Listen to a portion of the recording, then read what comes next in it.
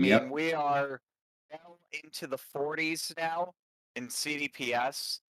And by the way, if you're when you're talking about cyclone destruction potential scale ratings, if you're above a 35, that's virtually a guaranteed retirement. Like very few storms have reached that mark and have not gotten retired, and all of them are snubs. Like Isaac 2012 or Danny 1997 are two really notable ones that got really high scores and just got completely snubbed um, from retirement for no reason whatsoever. So yeah, like if you get above a 35 on the CDPS, that's a virtually guaranteed retirement. If you're scoring above a 40, I mean, you're talking an easily $10 billion disaster, if not more. And we're scoring over 42. That is ridiculous. Like over 80% of landfalls that have happened in the entirety of the Atlantic since 1988 have not reached that mark. I mean, that is a very difficult mark to reach. And if we're able to get the storm up to 45 and a half points, we would be above 90% of all storms. So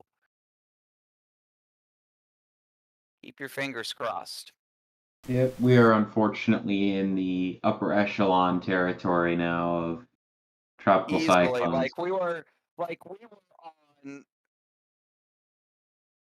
we were on a point of okay, this is going to cause very significant impacts, but is it going to get retired? It looked like it was going to be a borderline storm. This is not even close to a borderline anymore. This is a extremely dangerous situation with the storm being already the landfall intensity that we're expecting it, and the storm is rapidly intensifying as we're speaking.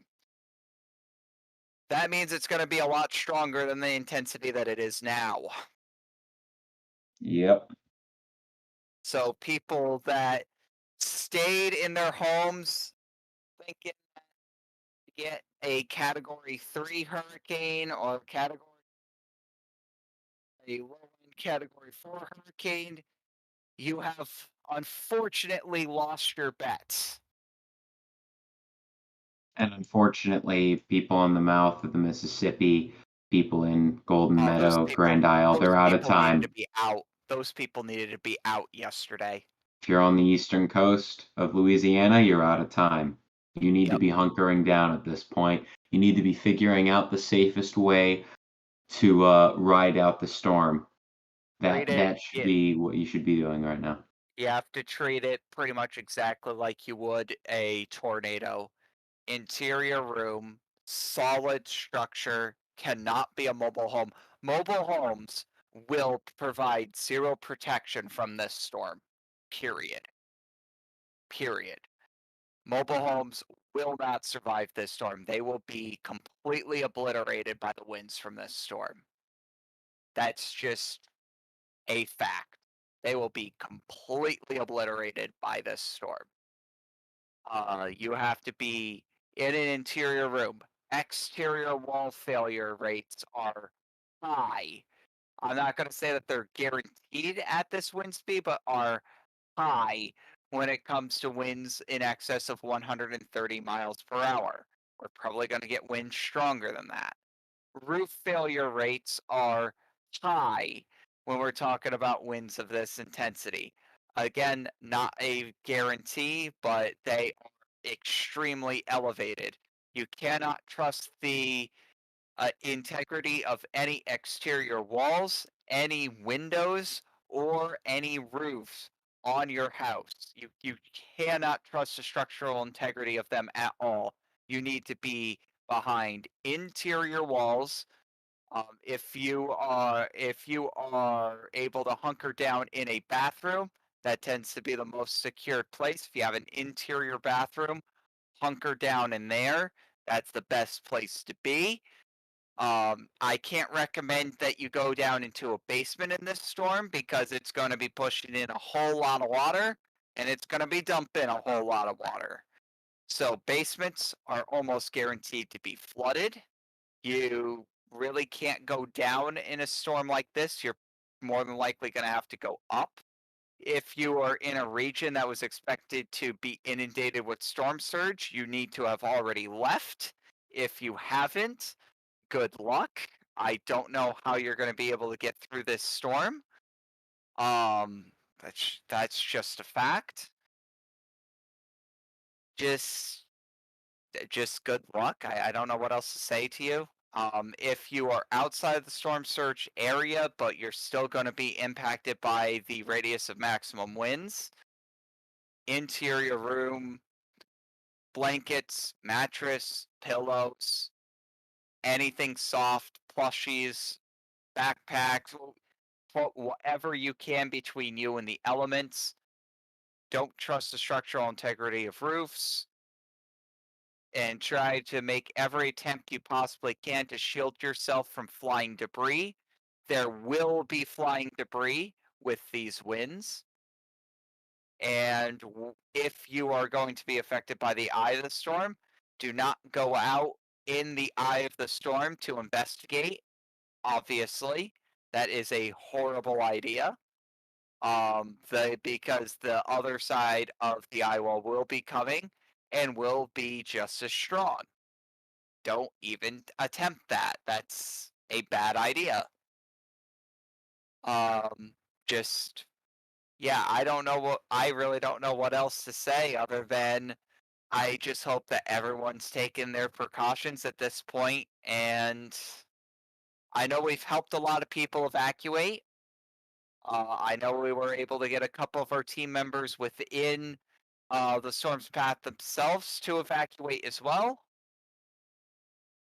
Just a horrible. I feel helpless. Yeah, me I too. can't help. There's nothing that we can do to help these people. We No. can keep on covering these storms as much as we want, but at the end of the day, there are going to be people that either were too stubborn to evacuate or were completely unable to evacuate for whatever reason, whether if they don't have the funds to evacuate, don't have a car, or whatever. I hope those people went to a public shelter where they would be able to seek refuge from this storm. If they haven't, I know there's reports of people literally out on the streets. Please, for the love of God, do not be out on the streets of anywhere in the middle of this storm. Please, like, flying debris will hit you. So, no, cars are not shelter. Don't even try it. I don't know really what else to say.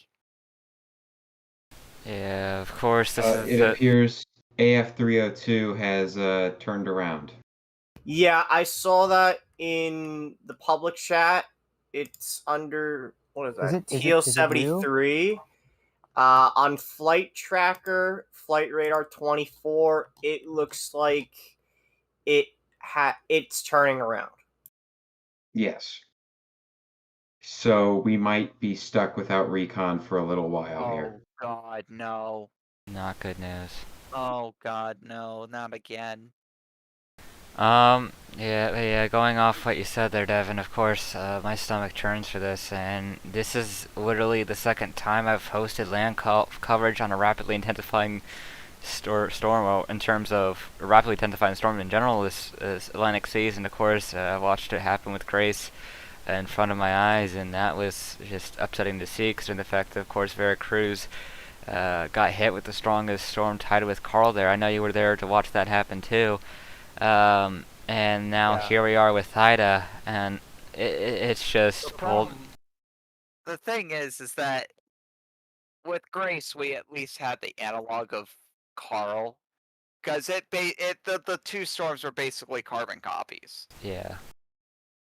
So we had that luck a little bit. So I hope that the governments were just a little bit more prepared. The citizens were just a little bit more prepared. This isn't the case with this one. No. With a storm of this intensity coming in at this angle, I mean, we're talking this storm's probably going to be just as strong as Laura, if not stronger at landfall.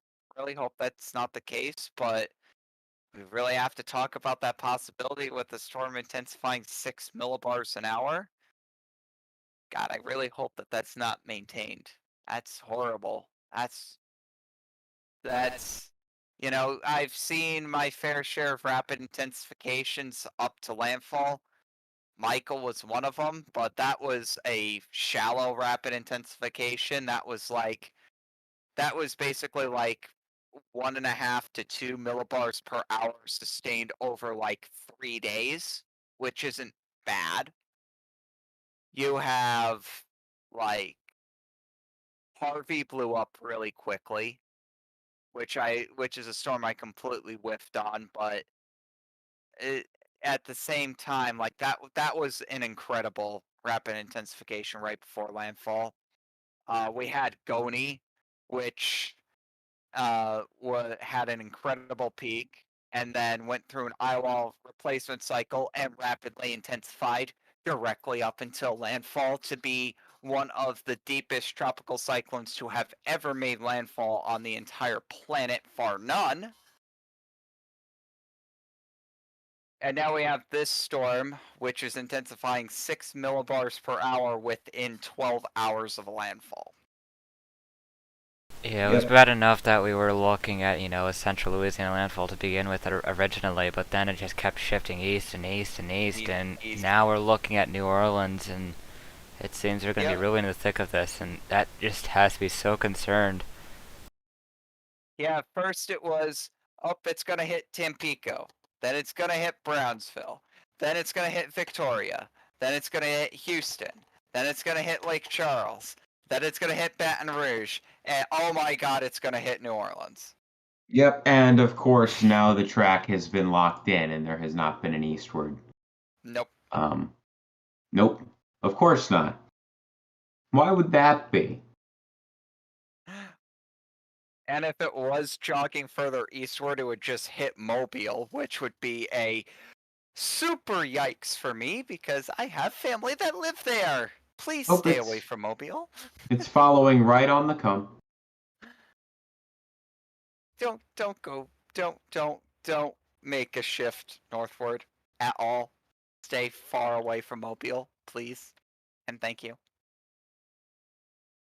If only it could be applied to pretty much anywhere else, but unfortunately it's far too late for any hopes of that. So, AF302 is done. Yep. That's what it's looking like.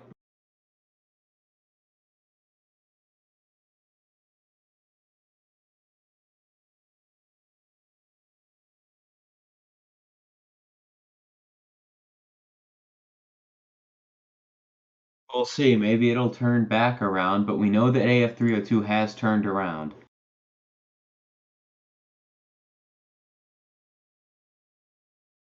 Yeah, hopefully this lack of data, I really hope they're about to get a new plane sent in here soon, because that's not good if we're getting no data for something rapidly intensifying this fast and unexpected. At least what the National Hurricane Center was predicting, at least. Yeah. But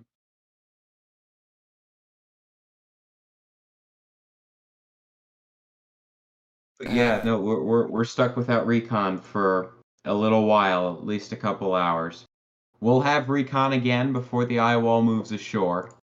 They have tons of flights scheduled, but we're gonna be without it for a little bit, and I'm not looking forward to, first of all, the fact that we don't know whether that intensification rate is going to be maintained, whether it's going to decrease, or whether, God forbid, it increase. And we're not going to know that for a while yet, which means that we really aren't going to have. We're going to be kind of taking shots in the dark in terms of the impacts that people are going to be needing to, or that people are going to expect with this, especially when it comes to things like surge. Because my goodness, if this intensifies at this rate up to landfall, high-end Cat 4, low-end Cat, you've got nutso surge. Thomas, yeah. Thomas, this cannot intensify all the way until landfall at that rate. No, not at that rate, of course, but It still, literally can't. but Because still, I mean, high-end what Cat 4, Cat 5 is on the cards. if it intensified at its rate right now, 6 millibars per hour, all the way until landfall, it would be by far and away not even close the strongest, like the deepest landfall ever recorded.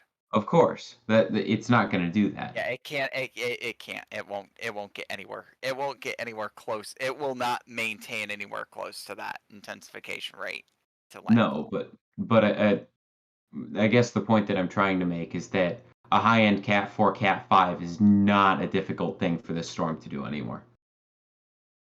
Like, it's not hard.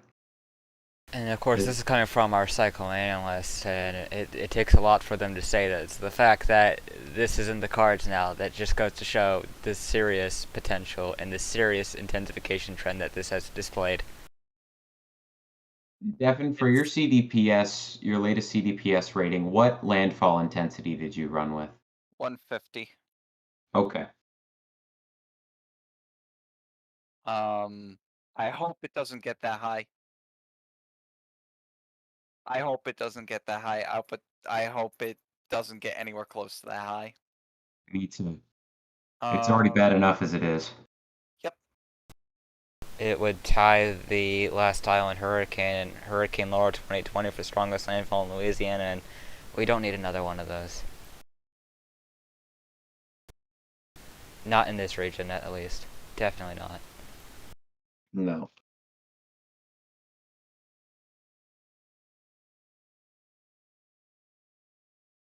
This is it's shocking, it's upsetting, it's a variety of things, but the thing that is most important here is that people need right now, especially those that are still in Louisiana in the mandatory or voluntary evacuation zones, you need to be figuring out a safety plan right now. Like, without question, that needs to be your number one priority. You do not get to sleep this evening. You do not get to have fun or be leisurely this evening until you know a way to be safe. So if the eye wall, which will have winds of over 130 miles per hour, moves over you, you know what to do. And you know how to make it out alive.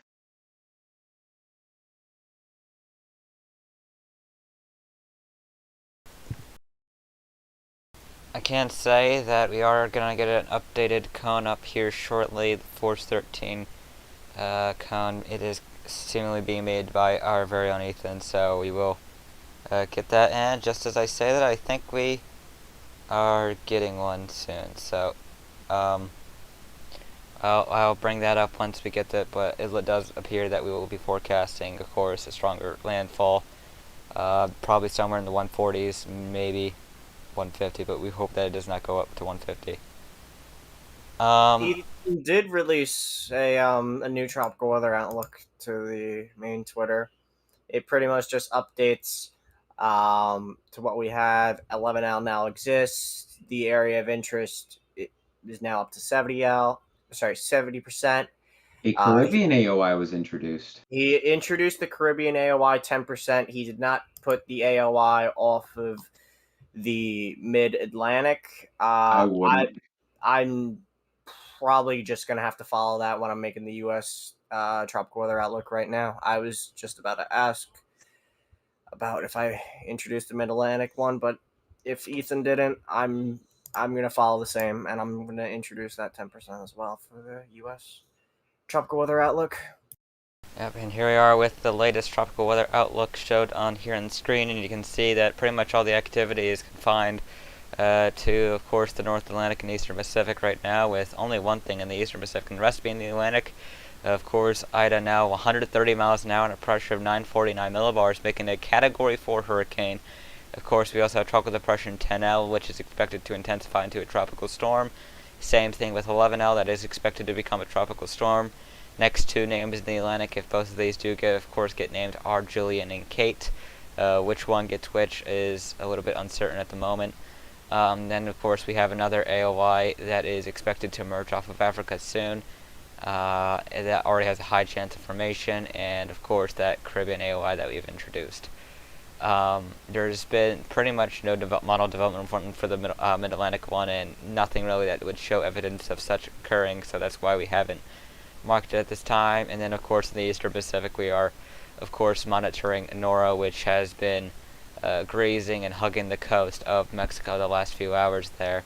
A minimal hurricane right now, 75 miles an hour, and a pressure of 985 millibars, at least from the latest analysis from Force 13. It's 984 officially.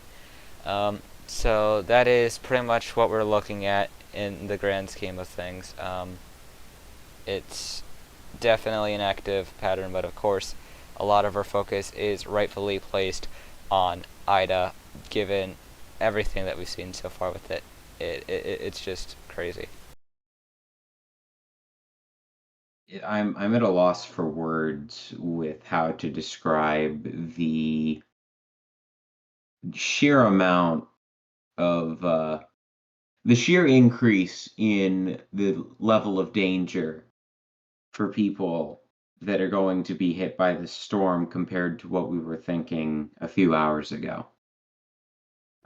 This is no longer a best case scenario high-end Cat 3, worst case scenario Cat 5. This is a best case scenario mid-range Cat 4, worst case scenario Cat 5 situation.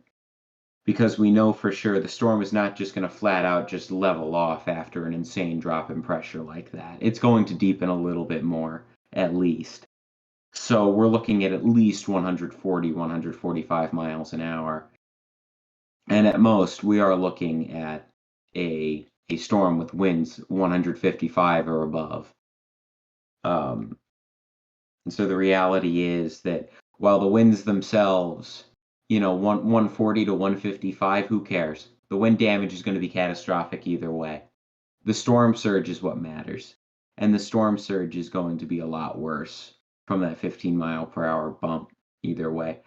The fact that we're going to be seeing winds of 140 plus pretty much is a guarantee for the landfall at this point is terrifying to me. And I think that the other thing people need to consider is that the storm surge data that the National Hurricane Center currently has is considering a 130 mile an hour landfall. That is low now. That is a conservative estimate. That is a very. I've been saying it for a long time. People need to be prepared for up to 20 feet of surge. Absolutely. Absolutely. People should have been preparing for 20 feet of surge. The city of New Orleans should have been preparing for 20 feet of surge. I've been saying this for 48 hours that they need to be prepared for 20 feet of surge because that's what most of these major hurricanes put through here. And I just hope those preparations were put into place. Me too. Me too, because yeah, those surge estimates on the NHC's website, those are definitely conservative at this point. Exactly. Rainfall. We do have new rainfall data with now much more widespread 15 to 20 inch area, according to the Weather Prediction Center, than previous. So higher rainfall totals are now expected. It looks like near New Orleans is now right in the middle of the highest rainfall totals, it looks like, as well. No. I'll send the graphic. I'm putting it in live discussion. I'm just saying I better not be. It looks like it's right in the middle of that 15 to 20 inch contour area over land. In live discussion. Yep, and here we are. This is now placed on screen here, and you can see that Unfortunately, the situation has worsened for New Orleans. Now 15 to 20 inches of rain now expected for them. The only good news I can find out of this one is that the rainfall for Tennessee seems to have decreased some. But either way, it's still 2 to 4 inches, and that's still more than what they need. And then, of course, those wide swaths of 4 to 6 inches across the Kentucky region, all the way up into portions of the northeast towards where Devon is. So it looks like heavy rainfall is going to be a threat for there. 2 to 4 inches of rain all the way. Rainfall here. Yeah. Okay, so I'm under a 4 to 6 inch range. Okay. And that's fun because I literally just got 10 inches of rain from Henri and had to unflood my basement. So that's the last thing I want to see. Yeah. Yeah, same thing here. Same thing here. So let me just reiterate to people watching, especially if you are happening to be in one of these walls, this is a significant rainfall threat. There's no ifs, ands, or buts about this. On top of the severe wind damage that we're going to be seeing, on top of the storm surge, rainfall is quite a large threat, especially as you head further inland. It's going to be the main threat as it weakens rapidly, of course. But once you put all three of those together, especially into the land send zone, it's just everything that could potentially go wrong going wrong at that point. Just let me know when AF302 turns back around and heads towards Ida. Oh, I wish I could tell you that, Devin. I really wish that was something. Because I'm not estimating this storm based off of satellite, because no. I believe we have a new cone from Ethan. Xavier. We do. It's our new cone. Yeah, I'm getting that right now. Let you talk about it. The landfall intensity is rather concerning. Yeah. I think the landfall intensity is pretty much what we need to put it at, unfortunately. I agree. I don't want to put it at that.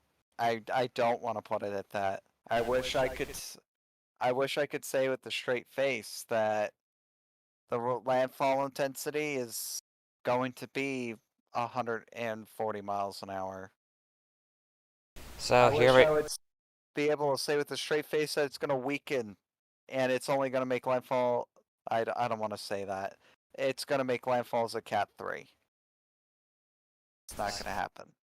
It's just not going to happen. So here we are with the cone, our latest cone on Hurricane Ida here, and unfortunately, we have adjusted our landfall intensity to a high-end Cat 4 with winds of 150 miles an hour. This is the situation that we hoped would not happen, but unfortunately it has come to this point.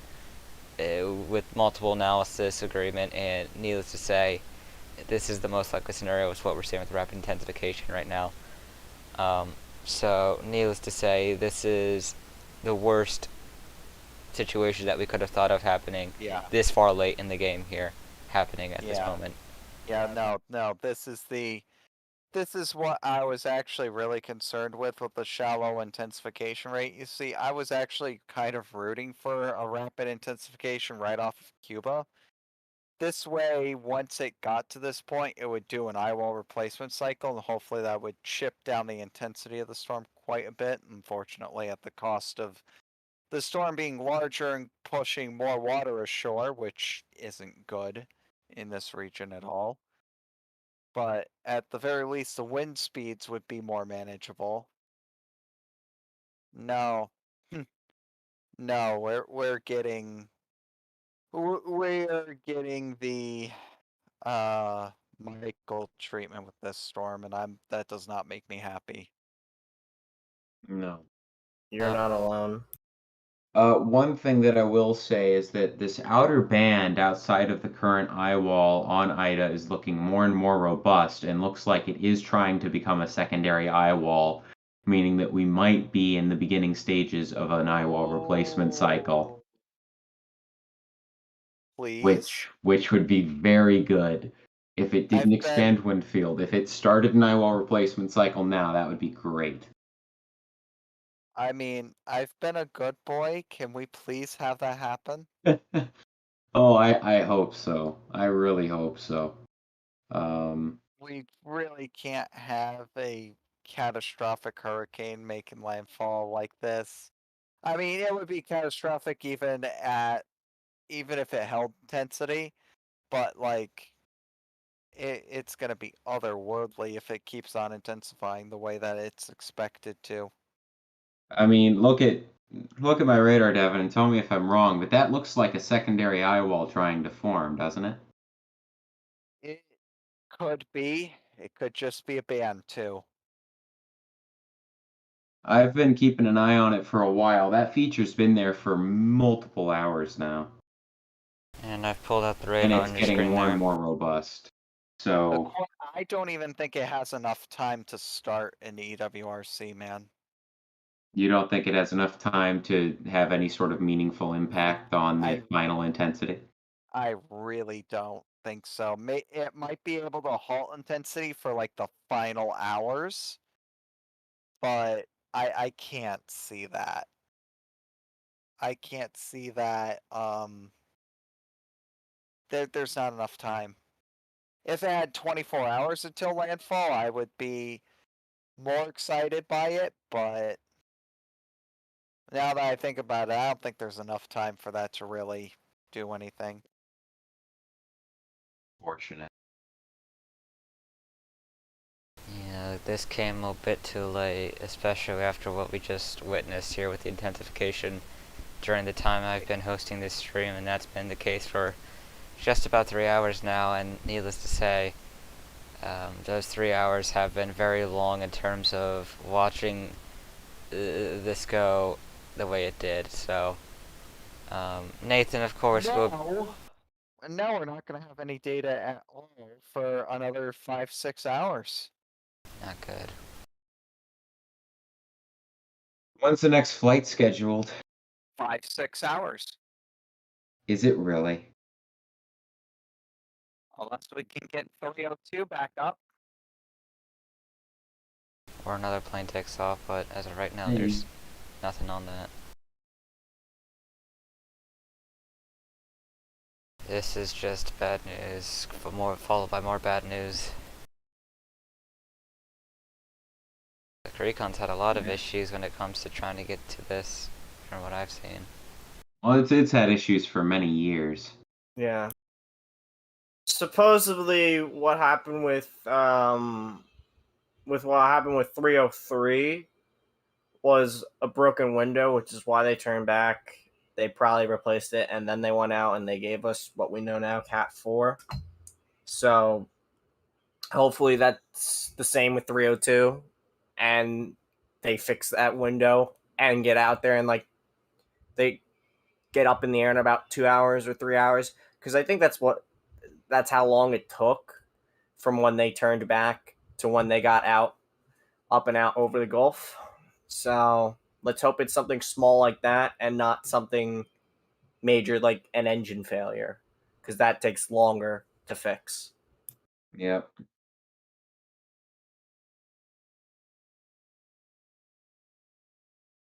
But yeah, either way, it sucks that we're not getting data in because of this pivotal moment here. But I don't think there's really much that can be said at extra in terms of how severe the situation is going to be and how impactful this is going to be, especially with how much it's intensified already. It's a Category 4 now. It's about as catastrophic as you can get because, of course, National Hurricane Center classifications, they're the same for 4 and 5. So needless to say, we've pretty much gone to as bad as it can get for the strongest of landfalls that you typically see. And consider the fact that, Louisiana here, the strongest storm to make landfall here was 150 miles an hour. And both of those were in central or western Louisiana. We have not had a 150 mile an hour landfall in eastern Louisiana. So this is some serious things that we're looking at here. Very serious. I am going to be getting going for the evening just because I've been on for many hours. But before I do, I did just want to hammer something home. We've been talking about intensity for the past, hour or two because of the insane amount of deepening that Ida's ended up doing. Regardless of how intense this storm gets, it should not change your plans or preparations for this storm. That's really all I got. There's not much more to say. Regardless of how strong it gets, you should be preparing as if this is going to be barreling in as a Category 5, because the impacts may as well be that level at this point. Yep, thank you for coming on for all this coverage there, Thomas. It's definitely been helpful, and of course you did host this for quite some time as well, so props off to you for helping cover this very, very serious situation. Thanks, and props to you as well. Yep, and of course I'll be here for at least another 25 minutes before I figure out whether I want to go to bed or not, because of course it is 3:35 here, and Nathan will be taking this over in about 25 minutes, but needless to say, this is just a very, very long night for us, but an even longer night for those that are in Louisiana and Mississippi, of course, with the fact that this storm is barreling in. A very sleepless night for those who have opted to stay and have gotten themselves prepared for this moment here. I don't think many people and many of the civilians there in Louisiana were expecting that it would become a Category 4 this far out to sea, because National Hurricane Center were pretty much just saying that this wasn't going to be the case, really, until they got closer to landfall. But really, it's just upsetting that it has come to this. We're really everything goes out to them. We're really hoping that the people that have opted to stay behind or had to stay behind will be making it out safe.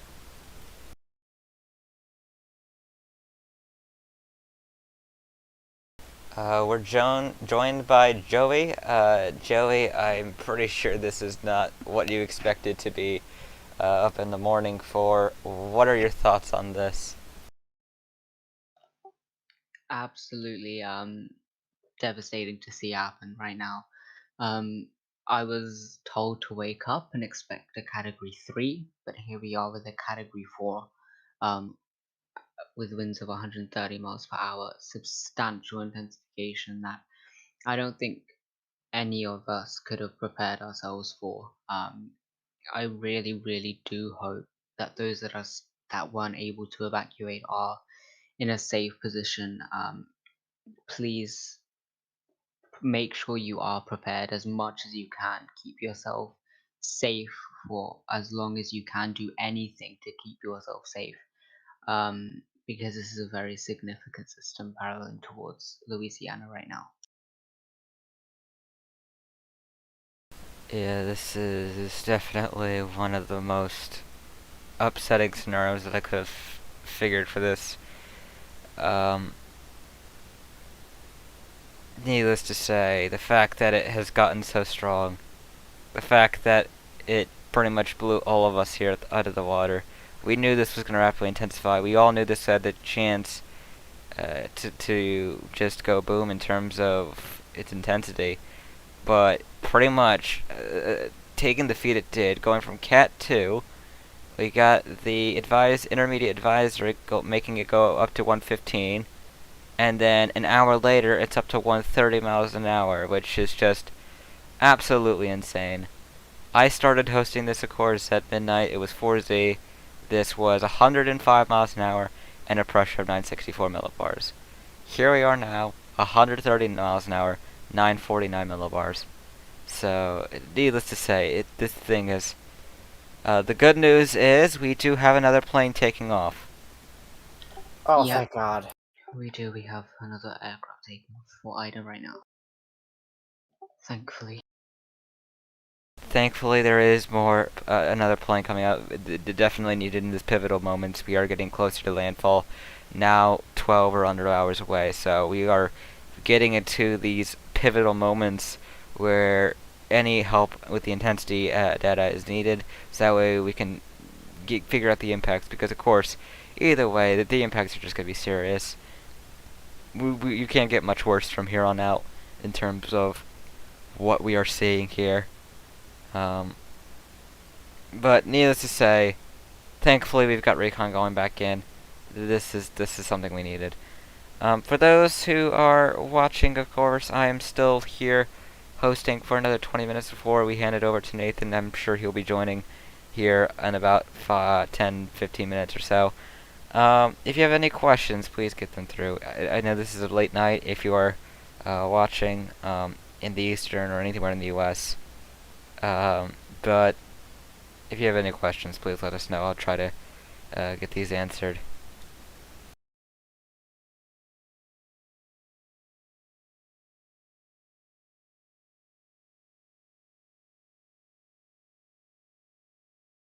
Another question is, any way you can show an updated track of wind and how far it will impact? Should the panhandle be concerned with tropical storm force winds?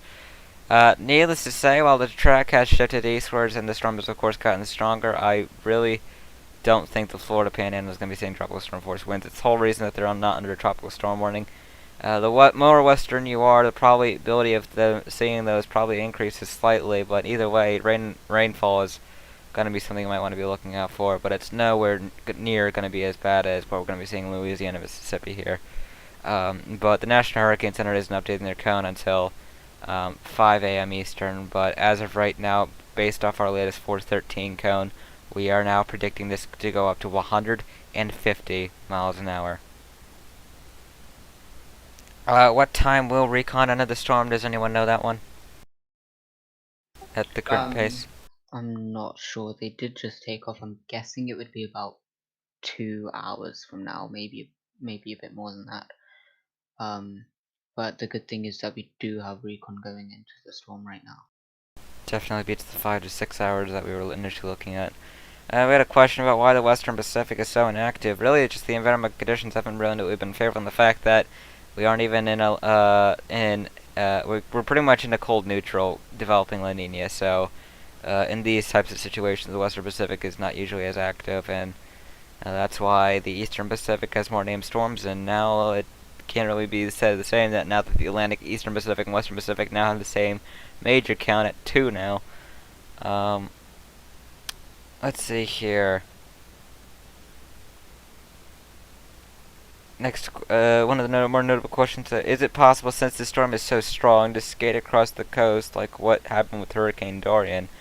I don't know what you mean, skate across the coast. Could you be a little bit more specific? I'm sorry if I'm understanding it wrong. I just don't want to give a wrong answer or anything like that. What is the current eye temperature of the system? I don't know off the top of my head.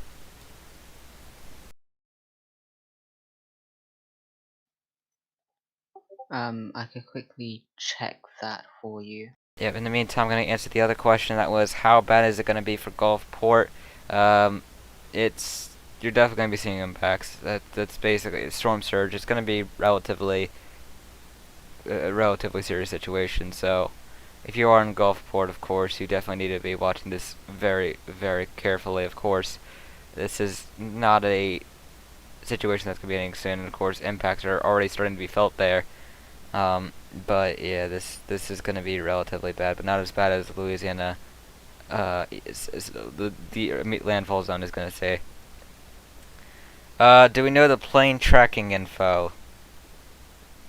Let's see here what we got in terms of trying to get that information at the moment. And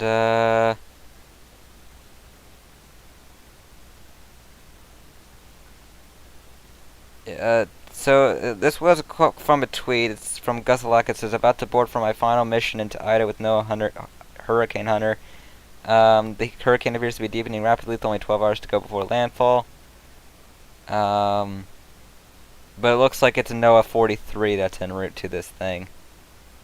From looking at things here. Yep, NOAA 43. It is... should be arriving in about an hour or two.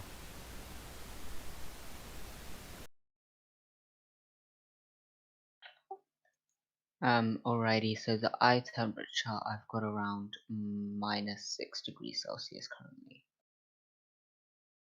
Seems about right. The aircraft had to go in for maintenance and was not checked before leaving. Bad timing and bad planning. Data should start in about 3 hours.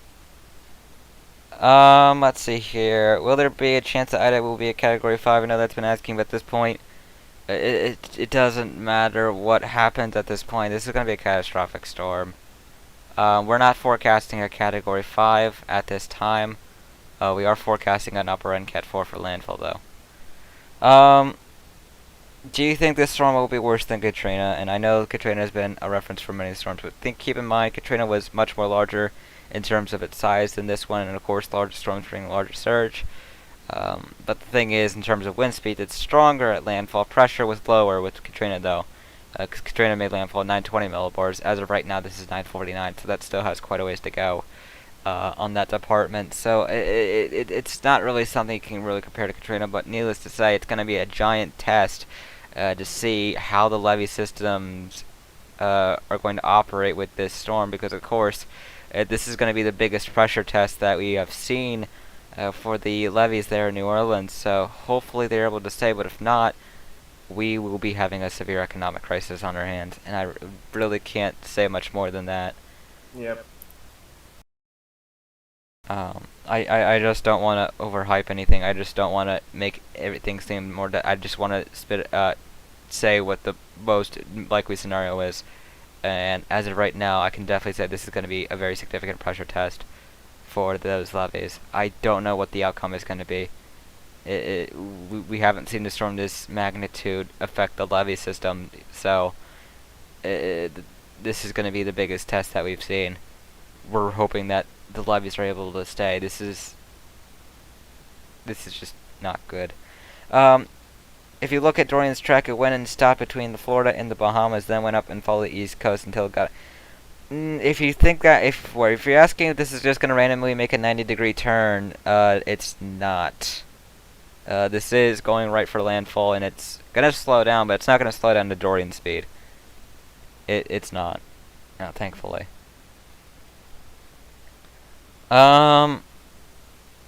Yeah, so apparently they've said that levees are meant to hold up to a Cat 3, and of course we are looking at a Cat 4 landfall, so if that's the case, that's really concerning. But if they can hold up a Category 4, that would be great. I mean, I'm just trying to go off what the chat is saying, so I don't know how reliable that is, but, you know. Is it possible for this storm to ride the coast? Well, it's kind of hard considering the fact that it's not, you know, riding an eastern coast or anything, considering the fact it's going north, and the coast goes from west to east there, so it's kind of impossible, given the fact that there is nothing that would cause it to make a random turn out of nowhere. The storm is going to be making landfall, and it will continue to push inland, rapidly weakening.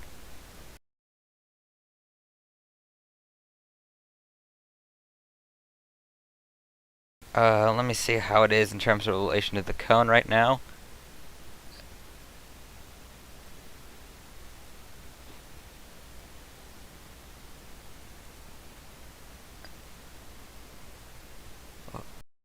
Well, that's somewhat good news. It's kind of a little bit west of the cone.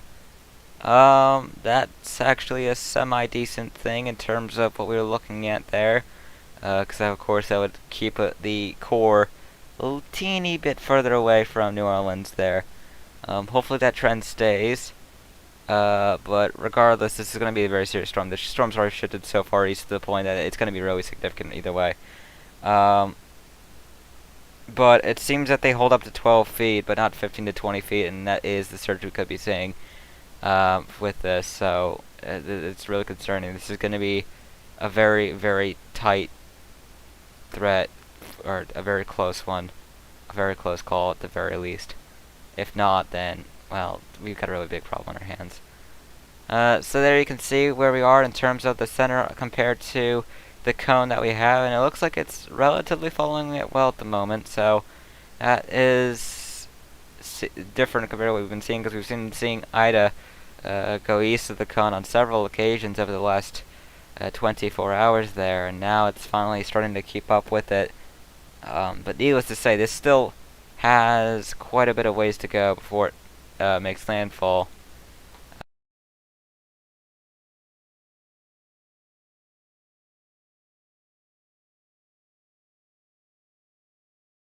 So yeah, there you go. 133 miles away from Golden Meadow, Louisiana.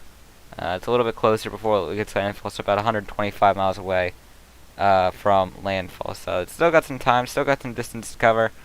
But needless to say, I don't know what's going to happen in the next several hours before landfall. There were signs Thomas was talking about that eyewall replacement could be coming, but at this point it's just too late. It really is. We needed that eyewall replacement cycle before, so that way that would have helped keep things down.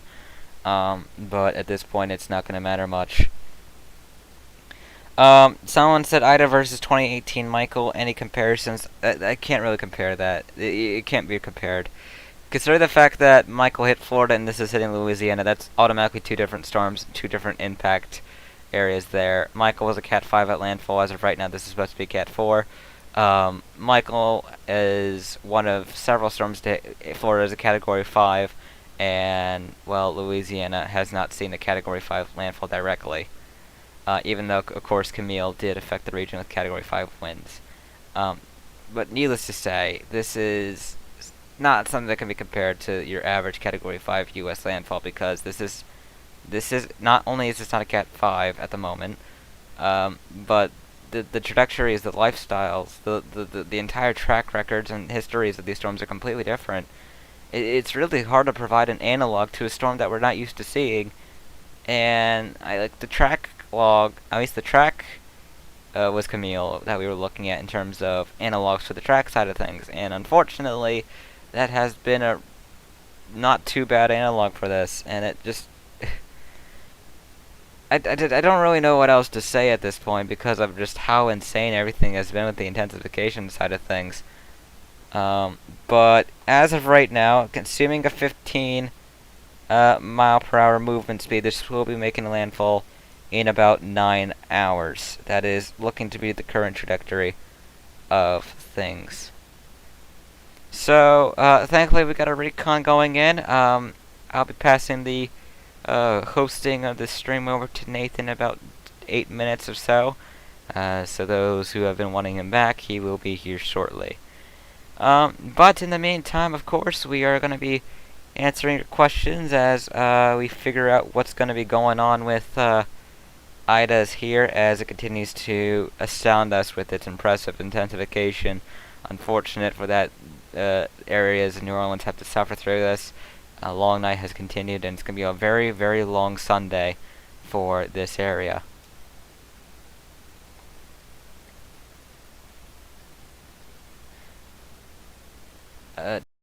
Just throwing it back to our count, of course, 150 mile an hour landfall anticipated before it does make that curve towards northeast. Of course, this will be posted on our Twitter at around 4 p.m. Eastern Time, 3 a.m. Central Time, so those who do want to see it, you can see it then. But yeah, that's pretty much the gist of things at the moment there. The National Hurricane Center should be coming out with their update for the 3 a.m. Central Time update soon. If not already, but no, they have not yet. That should be coming out in the next few minutes here before I do hand things over. We'll see what goes on with that.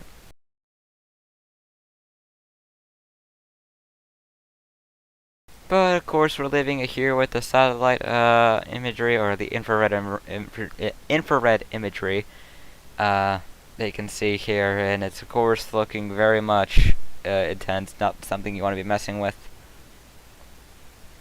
Let's see here. With a 6 millibar drop every hour, if this continues for 6 hours, that would be a 36 millibar drop, putting it in 915 millibars. I genuinely hope it doesn't drop 6 millibars every hour. I really don't. That would put it in the NHC glossary under what is known as explosive intensification. Except And it's yes, not an official term, though. I've been told that's in the NHC's glossary.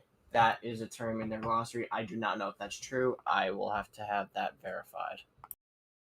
Yeah, you might want to do that, because the last I checked, I don't think that is an actual term for that.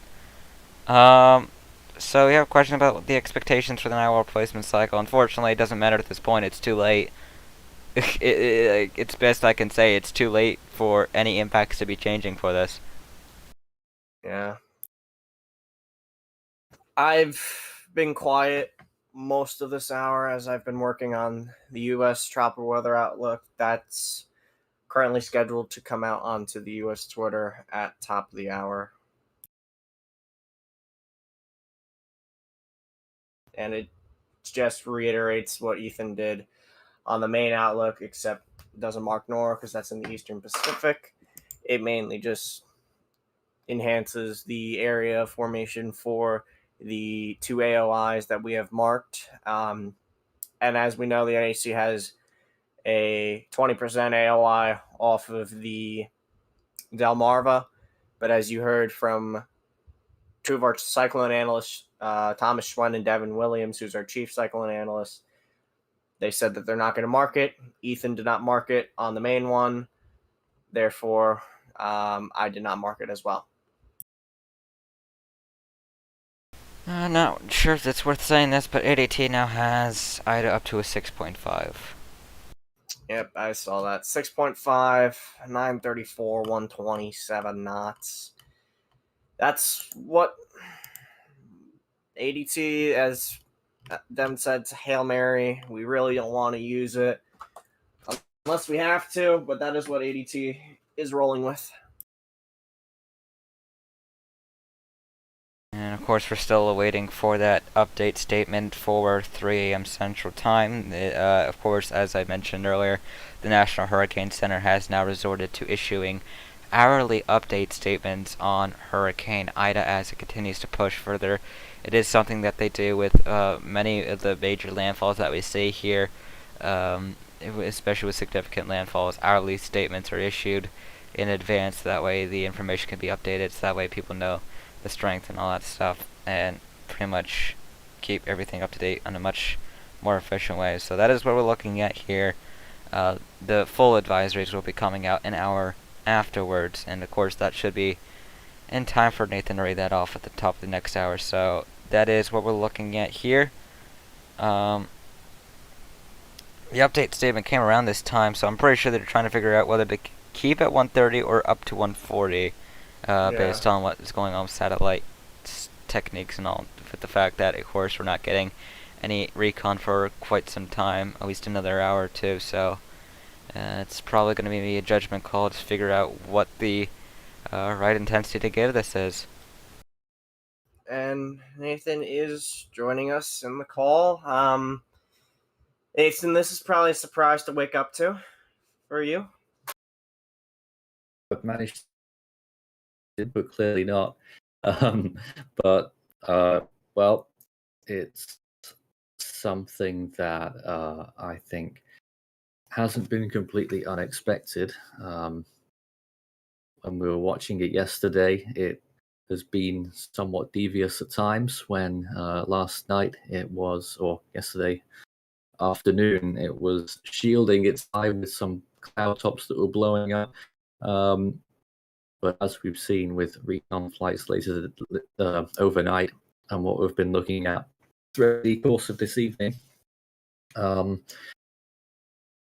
storm has obviously intensified substantially, and we were talking about the winds that were going to be catching up to that eye temperature that we saw.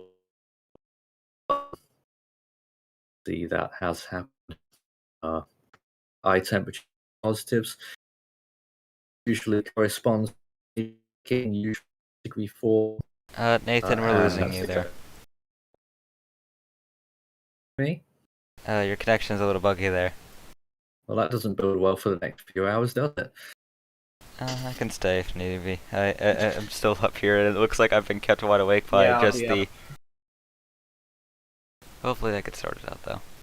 Yeah, I'll be here as well. I'm not going to sleep anytime soon due to this. And of course, as we head towards the top of the hour, 4 a.m. here on the eastern coast, we are awaiting that update statement from the National Hurricane Center.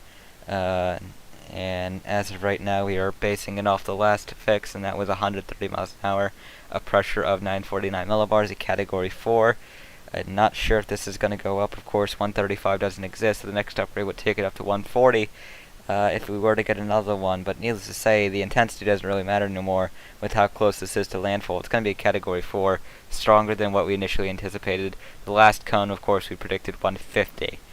So needless to say, this is a very considerable situation that we've got ourselves into.